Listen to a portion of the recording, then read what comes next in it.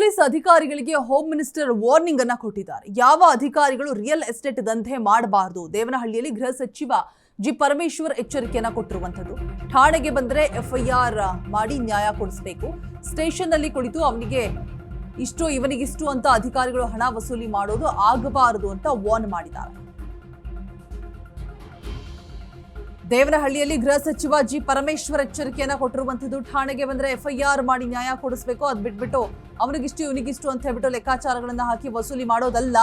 ಆ ಕೆಲಸ ಆಗಬಾರದು. ಸ್ಟೇಷನ್ ಅಲ್ಲಿ ಕುಳಿತು ಹಂಚೋದಲ್ಲ, ಹಣ ವಸೂಲಿ ಮಾಡೋದಲ್ಲ, ಆ ಕೆಲಸಗಳಾಗಬಾರದು ಅಂತ ವಾರ್ನ್ ಮಾಡಿದ್ದಾರೆ. ನಾನು ಬಹಳ ಕಠಿಣವಾಗಿ ಹೇಳ್ತಾ ಇದ್ದೀನಿ ಅಂತ ಹೇಳ್ಬಿಟ್ಟು ಪರಮೇಶ್ವರ್ ಹೇಳಿರುವಂತದ್ದು. ಸೊ ಯಲಹಂಕ ದೇವನಹಳ್ಳಿ ವ್ಯಾಪ್ತಿ ಭೂಮಿಗೆ ಚಿನ್ನದ ಬೆಲೆ ಇದೆ. ಸೆಟಲ್ಮೆಂಟ್ ಮಾಡಿದ್ರೆ ಹಣ ಕೊಡೋದು ನಡೀತಾ ಇದೆ. ಅಧಿಕಾರಿಗಳು ರಿಯಲ್ ಎಸ್ಟೇಟ್ ದಂಧೆಯನ್ನ ಮಾಡಬಾರದು. ದೇವನಹಳ್ಳಿ ಪೊಲೀಸ್ ಠಾಣೆ ಕಟ್ಟಡ ಕಾರ್ಯಕ್ರಮದಲ್ಲಿ ಎಚ್ಚರಿಕೆಯನ್ನ ಕೊಟ್ಟಿರುವಂತದ್ದು.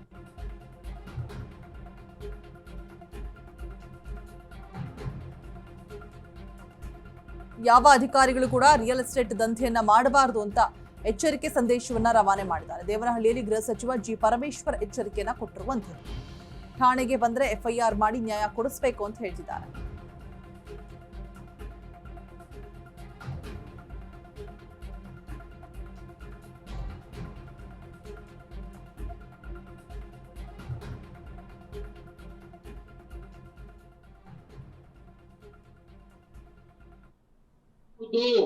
ರಿಯಲ್ ಎಸ್ಟೇಟ್ ದಂಧೆ ರಾಜ್ಯದಲ್ಲಿ ನಡೀತಾ ಇದೆ, ಬೆಂಗಳೂರಿನಲ್ಲಿ ನಡೀತಾ ಇದೆ ಅಂತೇಳಿ ಹೇಳಿದ್ರು. ನನಗೆ ಗೊತ್ತು ನೀವು ಎಚ್ಚರಿಕೆಯನ್ನ ಕೊಟ್ಟಿದ್ದೀರಿ ನಮಗೆ ಅಂತ. ಅನೇಕ ಸಂದರ್ಭದಲ್ಲಿ ನಾನು ಇದನ್ನ ಪ್ರಸ್ತಾಪ ಮಾಡಿದ್ದೇನೆ. ಯಾವ ಅಧಿಕಾರಿಯೂ ಕೂಡ ಪೊಲೀಸ್ ಇಲಾಖೆಯಲ್ಲಿ ರಿಯಲ್ ಎಸ್ಟೇಟ್ ಅನ್ನ ಮಾಡಕೂಡದು.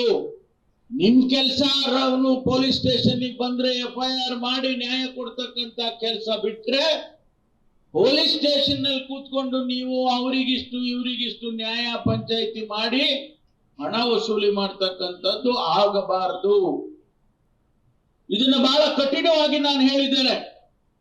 ಅದರಲ್ಲೂ ಈ ಭಾಗದಲ್ಲಿ ದೇವನಹಳ್ಳಿ, ಯಲಹಂಕ, ಈ ಭಾಗದಲ್ಲಿ ದೊಡ್ಡಬಳ್ಳಾಪುರ, ಈ ಭಾಗದಲ್ಲಿ ಭೂಮಿಯ ಬೆಲೆ ಚಿನ್ನದ ಬೆಲೆಗಿನ್ನ ಜಾಸ್ತಿ ಆಗಿದೆ.